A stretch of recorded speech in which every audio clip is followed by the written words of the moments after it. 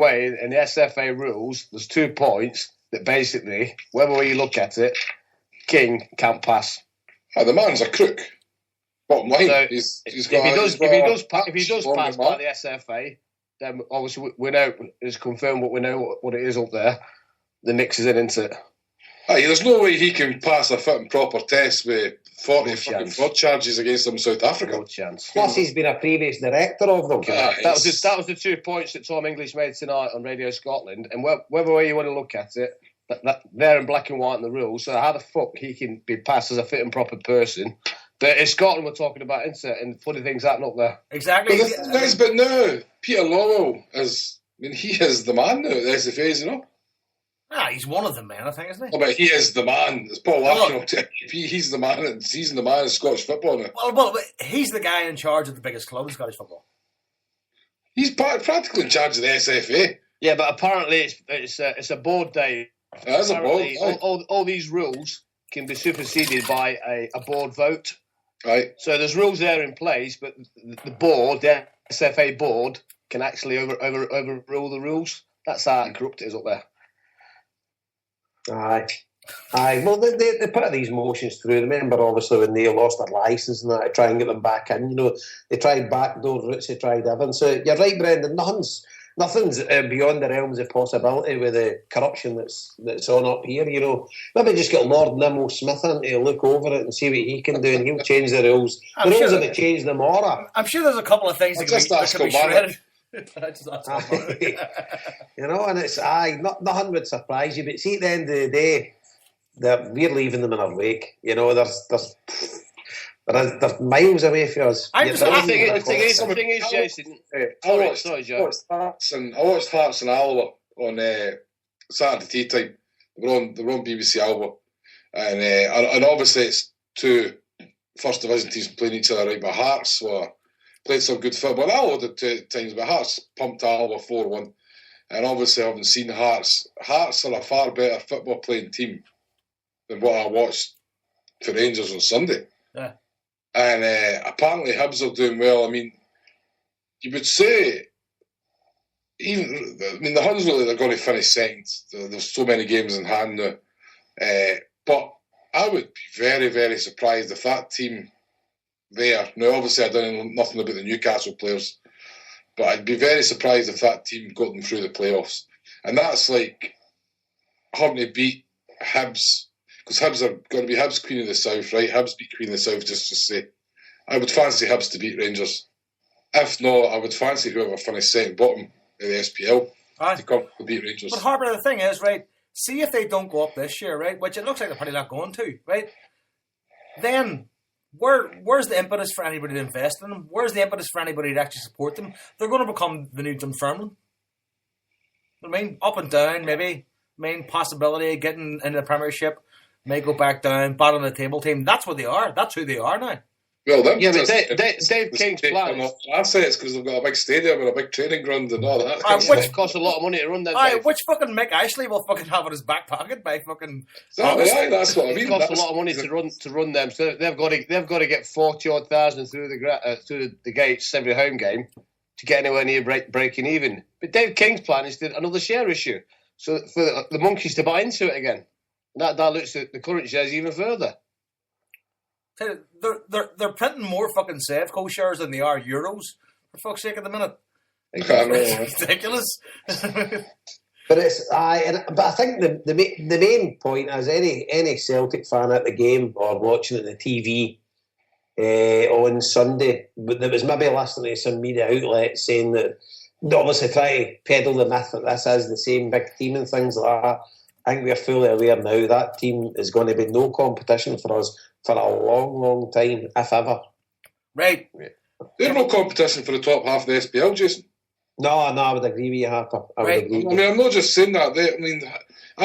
Aberdeen, Dundee United, Inverness would pummel them. Oh. Yep. Right. I think we need to move on from this. Right. Well, I'm going to start off then, boys. Right. No problem, Brendan. All the best. All the best. Take it easy, pal. In the Kerridale in March, what's Dundee United? I'll have a pint with you, Jason. Give us a shout, mate, and I'll come and get a pint with you before the game, mate. No problem. All the best. You have a All the fucking best. press-up contest or something. What's that, Joe? Saying you and Brendan have a press-up content. Brendan was giving a shit the other week because Harper was unfit and saying I had spent too much time at McDonald's. Listen, can I just make a wee statement? Go ahead. That obviously Celtic has been in the. I know we'll go on to the signings and stuff like that, and there's been a few things. Celtic fans haven't been happy with the board and things like that. But what I would say is I've got a very good friend of mine. I got a wee bit of info tonight about the Celtic Foundation. And obviously, everybody heard about the Maryhill Food Bank. Charity Foundation, you mean? The Celtic Charity Foundation. Oh, yeah. And obviously, the despicable act that folk broke into the Maryhill Food Bank. So I'll just read it out here. The Celtic Foundation are making an additional direct cash payment to the family of Sophie Brannan, who was tragically killed in the hit and run in Maryhill before Christmas. Sophie's family were hit by a further tragedy after the death of Sophie's mum, when her mum Marie died just weeks later. That's in addition to the money they gave directly to the family of Chelsea Somerville. So obviously that was the money that was stolen from Maryhill Food Bank. And this is in addition to the money they gave directly to the family of Chelsea Somerville yesterday to allow them to go on holiday. So that's, at the end of the day, I know we've been critical Celtic Football Club through certain, but Celtic have set up this charity, and the charity is directly linked to the club and its fans that's obviously doing it. But I think it's big kudos goes out there, and maybe they don't want MD to mention it, but we're a Celtic forum. I think it's good to let the fellow Celtic fans that listen to this know that that's the kind of act that this club is behind, and fair play to them. And I know there's a despicable act and things like that, but out of evil, it always comes good. There's always some good that comes around it, and I think it's Celtic need commended for this. Absolutely. So a big hail to everybody. Absolutely, I think there's a lot of credit being due Celtic this week, and we're going to the second as well. Just as you mentioned, that's it. Frankie Boyle donated $5,000. Frankie Boyle $5,000 in as well. I know it pisses a lot of people off, and he's very controversial. But at the end of the day, they're only words, and he's walked into that food bank, and he's not. I don't think he's not been looking for any publicity either. So fair play to him. Well done, Frankie. I think people underestimate how smart Frankie Boyle is. I mean, I think the guy's a genius. He's a guy I have a lot of respect for. I mean, his political views are bang on. I agree with that, but he also offends quite a lot of people. I don't think he stand up. Yeah, but listen, at the end of the day, I must admit, I find him very funny, right? Because at the end of the day, right, the guy's on stage, he's put on a show, right? See, when you watch Johnny Depp shoot somebody in a film, he's not actually fucking killing somebody. Therefore, when Frankie Boyle's on stage telling a joke, doesn't it be distasteful to you? He's not actually meaning that shit. He's there to make the people in front of him laugh. That's the point of the fucking. But he has said some very, very. He said some offensive to people. But at the end of the day, I'm with you, Joe, sticks and stones and all that. And I don't really get offended. I'm an advocate of free speech. And even if the Zombies want to sing all these songs to me, sing them to me. Exactly. I've said that a million times on this show. I do not get offended. Right? I don't get offended by their songs and that shit. I'm the same. I don't give a bollocks. I'm the same, but there's certain things just turn my stomach, and I have to switch it off. Fucking Frankie Boyle does a lot of that for me. I've mentioned on here before. I know we talk about sticks and stones and all that, but there was one night I was watching. I think I mentioned it before, Barcelona Real Madrid, and I had to turn it off when they were the entire Barcelona supporter doing monkey noises to a black player, and I'm just like, that turns my stomach. I actually felt uncomfortable watching it. But that's real heart. Things like that, I just can't. But that's real heart in your hate racism. That's actual racism. But see, the thing is, I would rather they were doing that than battering the guy. I know, but at the same time, I'm just saying that did affect me watching it. I had to put it off. It made me uncomfortable. It does with me as well, but I've never seen anybody getting killed by a song. It's people need to prioritise about their. Things that upset them, and I'm no one for wanting to clap to people at the police because they sung a song, I'm no one of them languishing in jail because they were drunk singing a song. And even the Sevco fans there, the bile they were giving me, but it doesn't affect me. Some folk get the Fox outrage, and it's like, and I could have probably been arrested a few times on Sunday myself, you know what I'm saying? Here, by the way, folks, I've just got to cut in here, right? We've got another caller on. Before that, we mentioned the Maryhill Food Bank there in Frankie Boyle, right? By the way, Tara has been on to us on Twitter saying that the Coatbridge Food Bank have a message up on Facebook, which I'm going to read now. Excuse me. It says, "Hey guys, Another really busy day at the food bank. We've had an extremely busy January with folk really struggling for food after Christmas. And as such, our shelves are emptying very quickly. We're desperately looking for donations on basic items such as tinned meats, tinned potatoes, tinned veg, cereal, long life milk, long life fruit juice. Please share with family and friends. Help support the community. We're open on Mondays, Wednesdays and Fridays from 10 to 2:30. We have trolleys to drop off food at Asda, Tesco and Boundary 7 days a week. So just to reiterate again, Coatbridge Food Bank, right?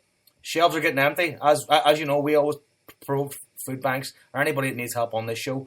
So when they're looking for tinned meats, tinned potatoes, tinned veg, cereal, long life milk, long life fruit juice. And it's Mondays, Wednesdays and Fridays from 10 to 2:30. So if you're about or you know anybody it's about, please give them a shout out. Coatbridge Food Bank need some help.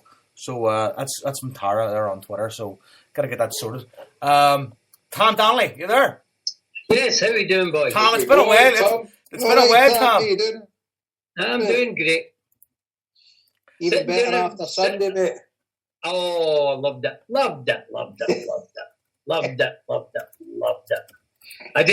I was just sitting. I was listening to you earlier on, and I'm thinking, this fucking song, the bastards. I'd love for us to have built it out in full voice as hard as we could.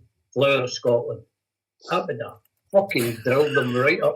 By the way, do you know I said the exact same at the game, mate? See when they were singing Rule Britannia and we all sung the Soldier song. And another thing I'd like to mention there, I seen about the band songs. They produced some daft list at the start, the band songs.